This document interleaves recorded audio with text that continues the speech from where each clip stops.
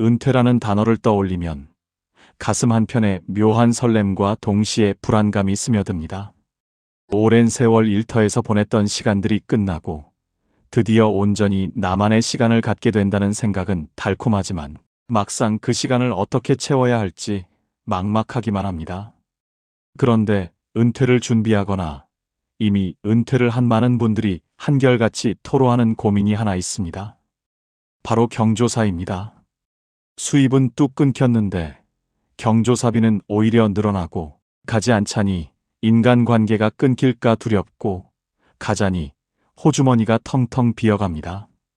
결혼식장과 장례식장을 오가며 봉투를 건네는 일이 어느새 의무가 되어버렸고 그 무게가 어깨를 짓누릅니다. 과연 우리는 이 굴레에서 벗어날 수 없는 것일까요? 오늘은 고대 그리스의 현자 에피쿠로스와 함께 은퇴 후 경조사를 피해야 하는 진짜 이유에 대해 깊이 생각해 보려 합니다. 삶의 위로와 지혜가 되는 말씀을 전해드립니다. 구독과 좋아요로 함께 해주세요. 먼저 우리가 직시해야 할 현실이 있습니다. 많은 은퇴자들이 경조사 때문에 정신적으로나 경제적으로 큰 부담을 느낍니다. 50대 중반부터 60대 중반까지가 경조사가 가장 많은 시기인데 공교롭게도 이 시기는 은퇴자에게 가장 어려운 보릿고개와 겹칩니다. 직장을 떠나 수입은 왕창 줄었는데 자녀 결혼이나 부모상 같은 대소사가 한꺼번에 몰려옵니다. 게다가 평균 수명이 길어지면서 친구나 친지의 부모님 장례식도 은퇴 후에 더 많이 치르게 됩니다. 봉투를 건네는 손은 무겁고 돌아오는 길의 발걸음은 더욱 무겁습니다. 그런데 우리는 왜 이렇게 경조사에 매달리는 걸까요? 그것은 혹시 진정한 관계가 아닌 다른 무언가 때문은 아닐까요? 에피쿠로스는 말했습니다. 행복에 이르는 길은 욕심을 채울 때가 아니라 비울 때 열린다고 말입니다. 이 말은 단순히 물질적 소유에 대한 이야기가 아닙니다. 우리가 인간관계에서도 끊임없이 무언가를 채우려 하고 쌓으려 하고 넓히려 하는 욕망을 내려놓으라는 뜻입니다. 경조사장을 오가며 현금 봉투를 건네는 행위가 과연 진정한 관계를 위한 것인지 아니면 그저 장부를 맞추려는 계산에 불과한 것인지 돌아봐야 합니다. 우리는 너무나 오랫동안 내가 갔으니 저 사람도 와야 한다. 내가 10만 원을 냈으니 나도 받아야 한다는 식의 거래 관계 속에서 인간관계를 유지해왔습니다. 하지만 은퇴 후의 삶은 더 이상 그런 방식으로 살 필요가 없는 시기입니다. 첫 번째로 생각해봐야 할 것은 경조사의 대부분이 실은 진정한 관계가 아니라 이익 교환에 기반한다는 사실입니다. 조선시대 실학자 정약용은 좋은 관계는 삶을 풍요롭게 하지만 나쁜 관계는 삶의 에너지를 고갈시킨다고 역설했습니다. 그는 또한 평생을 살아보니 대부분의 인간관계는 사실 이익관계에 기반한다고 지적했습니다. 학교나 직장 혹은 취미 활동을 통해 맺은 인연들 중 상당수는 그 연결고리가 사라지면 연락마저 끊기게 마련입니다. 우리가 직장에 다닐 때는 그 관계가 필요했을지 모릅니다. 함께 일하고 점심을 먹고 때로는 술잔을 기울이며 정을 쌓았습니다. 그런데 은퇴하는 순간 마치 마법이 풀리듯 그 관계들이 서서히 멀어집니다. 전화 한 통 오지 않고 만남도 뜸해집니다. 그런데 유독 경조사 소식만은 어김없이 날아옵니다. 이것이 무엇을 의미할까요? 그 관계는 진정한 우정이 아니라 거래였다는 뜻입니다. 내가 먼저 경조사비를 냈으니 나도 돌려받아야 한다는 무언의 압박. 그래서 많은 은퇴자들이 이런 고백을 합니다. 경조사 소식이 마치 세금 고지서처럼 느껴진다고 말입니다. 실제로 어떤 분은 손에 들린 청첩장이나 부고장을 보며 한숨부터 나온다고 합니다. 가고 싶어서 가는 것이 아니라 가지 않으면 안 될 것 같은 의무감 때문에 가는 것입니다. 이런 관계가 과연 우리 인생의 황혼기를 풍요롭게 만들어줄까요? 에피쿠로스가 보기에 이는 우리 스스로를 불행의 구덩이로 밀어넣는 어리석은 짓입니다. 그리스의 철학자 디오게네스는 한 걸음 더 나아갑니다. 그는 평생을 큰 나무통 속에서 살았던 것으로 유명합니다. 그의 소유물이라곤 물을 떠 마시는 표주박 하나뿐이었는데 어느 날 한 아이가 손으로 물을 떠 마시는 것을 보고는 그마저도 내던져 버렸다고 합니다. 저 아이가 나보다 더 자유롭구나라며 말입니다. 디오게네스는 모든 형식적인 관계와 사회적 허례허식을 거부했습니다. 심지어 세계를 정복한 알렉산더 대왕이 찾아와 무엇이든 소원이 있으면 말해보라고 했을 때도 햇빛을 가리지 말고 조금만 비켜서 달라고 말했을 뿐입니다. 그에게는 권력자의 시선도 사회적 체면도 중요하지 않았습니다. 오직 자신의 자유로운 삶만이 중요했습니다. 우리가 디오게네스처럼 극단적으로 살 필요는 없습니다. 하지만 그의 삶이 던지는 메시지는 분명합니다. 불필요한 관계와 형식에 얽매여 사는 것은 스스로를 감옥에 가두는 일이라는 것입니다. 은퇴 후의 경조사도 마찬가지입니다. 정말로 소중한 사람, 마음 깊은 곳에서 축하해주고 위로해주고 싶은 사람의 경조사라면 당연히 가야 합니다. 하지만 10년 동안 연락 한 번 없다가 청첩장만 날아온 사람, 직장에서 얼굴만 아는 사이였던 사람, 심지어 이름조차 가물가물한 사람의 경조사까지 의무적으로 가야 할 이유는 없습니다. 그런 관계에 소중한 시간과 돈을 쓰는 것은 우리 자신을 소홀히 하는 일입니다. 두 번째로, 경조사는 노후 재정에 심각한 부담을 줍니다. 에피쿠로스는 또 이렇게 말했습니다. 여러분이 가지지 못한 것에 대한 욕망으로 가진 것을 망치지 마세요. 지금 여러분이 가지고 있는 것도 한때는 열망했던 것들 중 하나였다는 것을 기억하세요. 이 말은 경조사와 관련해서도 깊은 울림을 줍니다. 많은 은퇴자들이 이런 생각을 합니다. 내가 그동안 그 사람 경조사에 갔으니까 내 차례가 되면 저 사람도 와야 해. 그래야 내가 그동안 투자한 돈을 회수할 수 있어. 이것은 마치 투자 수익을 기대하는 것과 같습니다. 하지만 현실은 어떤가요? 대부분의 경우 투자한 만큼 돌려받지 못합니다. 어떤 은퇴자는 딸의 결혼식을 앞두고 수십 년간 다녔던 경조사 명단을 꺼내 들었습니다. 그동안 축의금을 낸 사람들이 100명이 넘었습니다. 하지만 막상 청첩장을 돌렸을 때 온 사람은 20명도 채 되지 않았습니다. 어떤 사람은 이미 세상을 떠났고, 어떤 사람은 연락이 닿지 않았고, 어떤 사람은 그냥 오지 않았습니다. 그분은 허탈했습니다. 지난 수십 년간 경조사비로 쓴 돈이 수천만 원이 넘었는데 결국 돌아온 것은 허무함 뿐이었습니다. 이 이야기는 특별한 경우가 아닙니다. 많은 은퇴자들이 비슷한 경험을 합니다. 실제로 50대 중반부터 60대 중반까지는 경조사비 지출이 정점을 찍습니다. 자녀 결혼, 부모상, 친구들의 부모상, 직장 동료들의 자녀 결혼 등이 한꺼번에 몰려옵니다. 한 달에 경조사비로만 수십만 원에서 많게는 100만 원 이상을 쓰는 분들도 있습니다. 그런데 이 시기는 은퇴 직후라 재정적으로 가장 불안한 때입니다. 수입은 없거나 크게 줄었는데 지출은 여전히 많습니다.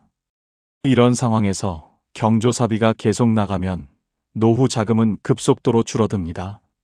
나중에 정작 내가 돈이 필요할 때, 병원비가 필요할 때, 손자 손녀에게 용돈을 주고 싶을 때 돈이 없다면 얼마나 서글플까요? 에피쿠로스는 우리에게 가진 것을 소중히 여기라고 말합니다. 지금 내 호주머니에 있는 돈, 내가 평생 일해서 모은 노후 자금이 얼마나 소중한지 다시 생각해 봐야 합니다. 그 돈을 형식적인 관계를 유지하는 데 쓸 것인가, 아니면 진정으로 나와 내 가족을 위해 쓸 것인가를 선택해야 합니다. 정약용이 말했듯이 진정한 부자는 많이 가진 자가 아니라 적게 원하는 자입니다. 불필요한 경조사를 줄이는 것은 인색함이 아니라 지혜입니다. 내가 가진 것을 지키고 정말 소중한 곳에 쓰는 것이야말로 현명한 선택입니다. 세 번째로, 경조사는 우리의 귀중한 시간을 빼앗아 갑니다. 은퇴 후 우리에게 주어진 가장 큰 선물은 무엇일까요? 바로 시간입니다. 더 이상 출근할 필요도 없고 상사 눈치를 볼 필요도 없으며 회의에 앉아 있을 필요도 없습니다. 하루 24시간이 온전히 내 것입니다. 하고 싶었던 취미를 시작할 수도 있고 여행을 갈 수도 있으며 책을 읽거나 손주들과 놀아줄 수도 있습니다. 그런데 이 소중한 시간을 형식적인 경조사에 쓴다면 얼마나 아까운 일일까요? 결혼식장에 가서 몇 시간을 앉아 있다가 밥 먹고 오는 것, 장례식장에 가서 문상하고 음식 먹고 오는 것, 그 시간들이 모이면 한 달에 며칠, 1년이면 수십 일이 됩니다. 에피쿠로스는 세 번째 명언으로 이렇게 말합니다. 자연이 요구하는 것은 제한되어 있고 쉽게 얻을 수 있다. 하지만 허영심이 요구하는 것은 끝이 없고 얻기가 어렵다. 경조사에 가는 것이 진정한 마음에서 우러나온 것이라면 그것은 자연스러운 욕구입니다. 하지만 안 가면 체면이 깎일까봐, 저 사람이 날 어떻게 생각할까봐, 나도 나중에 받아야 하니까 같은 이유로 가는 것은 허영심입니다. 허영심은 끝이 없습니다.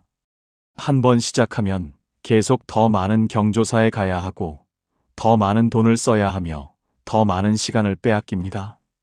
그러다 보면 정작 내 삶은 없어집니다. 한 은퇴자는 이런 고백을 했습니다. 일주일에 경조사를 3번씩 다녔어요. 월요일에는 옛 직장 동료 아들 결혼식, 수요일에는 동창 어머니 장례식, 금요일에는 먼 친척 딸 결혼식. 집에 있는 시간보다 경조사장에 있는 시간이 더 많았어요. 그러다 문득 깨달았습니다. 내가 뭐 하는 거지?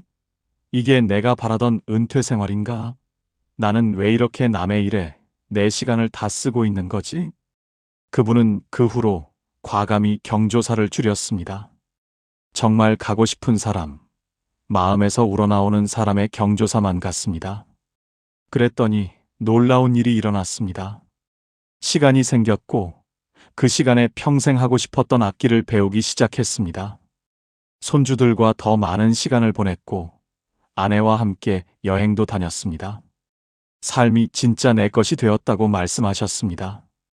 여기서 우리는 중요한 질문을 던져야 합니다. 경조사를 줄이면 정말로 인간관계가 끊어질까요?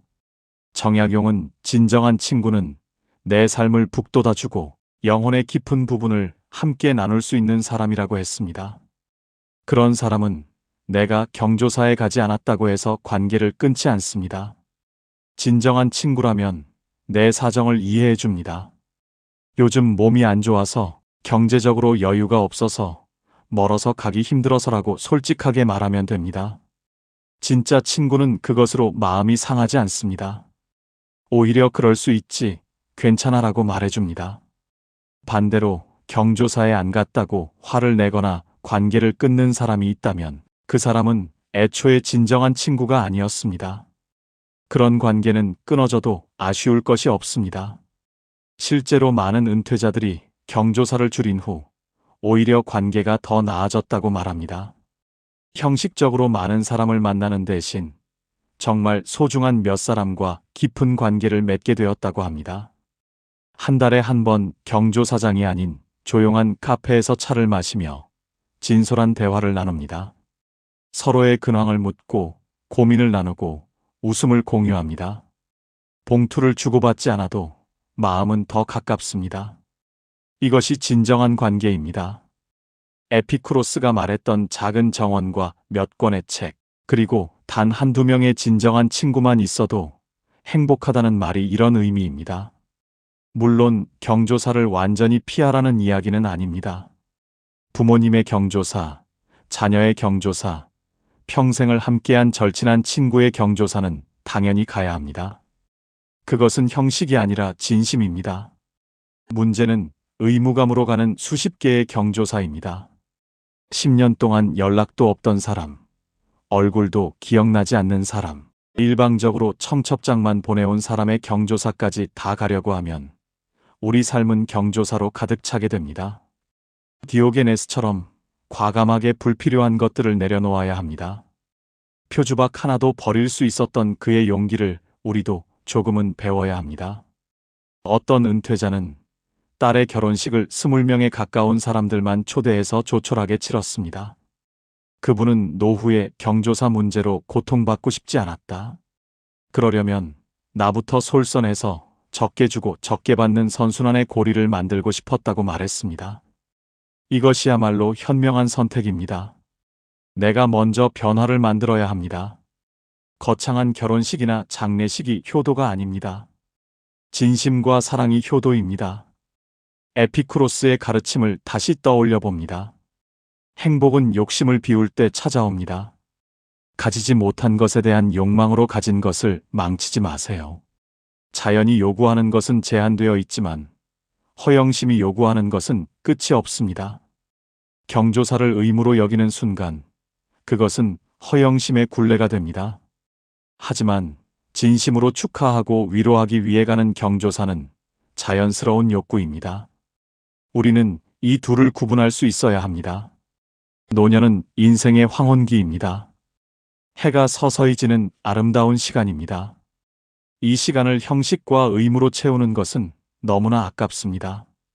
정약용이 말했듯이 좋은 관계는 삶을 풍요롭게 하지만 나쁜 관계는 에너지를 고갈시킵니다.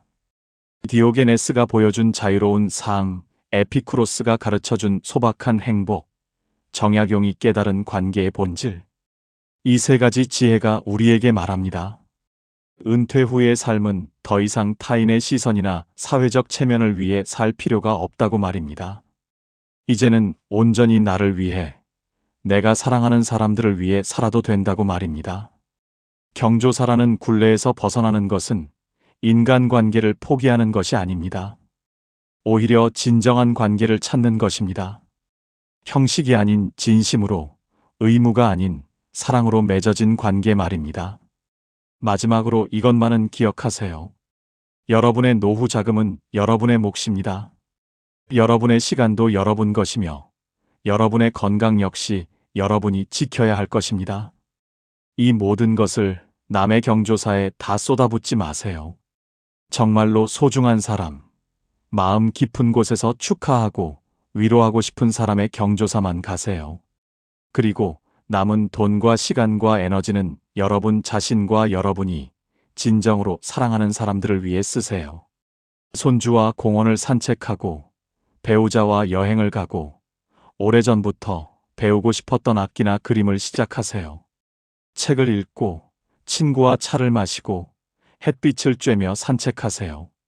이것이 진정한 은퇴 생활입니다. 에피쿠로스는 작은 정원과 몇 권의 책, 그리고 소수의 진정한 친구만 있으면 행복하다고 했습니다. 여러분도 그런 삶을 만들어 가세요. 경조사장을 헤매는 대신 여러분만의 작은 정원을 가꾸세요. 형식적인 만남으로 시간을 낭비하는 대신 좋은 책을 읽으며 내면을 풍요롭게 하세요. 수십 명의 얕은 관계 대신 소수의 깊은 우정을 나누세요. 그것이 행복으로 가는 길입니다. 욕심을 비우는 것이 곧 행복을 채우는 것입니다. 불필요한 경조사를 피하는 것은 인색함이 아니라 지혜입니다. 이제 용기를 내세요. 형식의 굴레에서 벗어나 진정한 자유를 누리세요. 그것이 여러분이 마땅히 누려야 할 은퇴 후의 삶입니다. 여러분의 남은 인생이 경조사장이 아닌 여러분이 진정으로 원하는 곳에서 빛나기를 바랍니다. 봉투를 건네는 손이 아닌 사랑하는 사람의 손을 잡는 손으로 채워지기를 바랍니다. 의무가 아닌 기쁨으로, 형식이 아닌 진심으로 살아가시기를 바랍니다. 에피쿠로스, 디오게네스, 정약용 2세의 현자가 전하는 지혜를 가슴에 새기고 여러분만의 행복한 은퇴 생활을 만들어 가시기 바랍니다. 오늘 이 영상이 여러분께 작은 용기가 되었기를 바라며 구독과 좋아요로 함께 해주시면 더 좋은 내용으로 찾아뵙겠습니다. 감사합니다.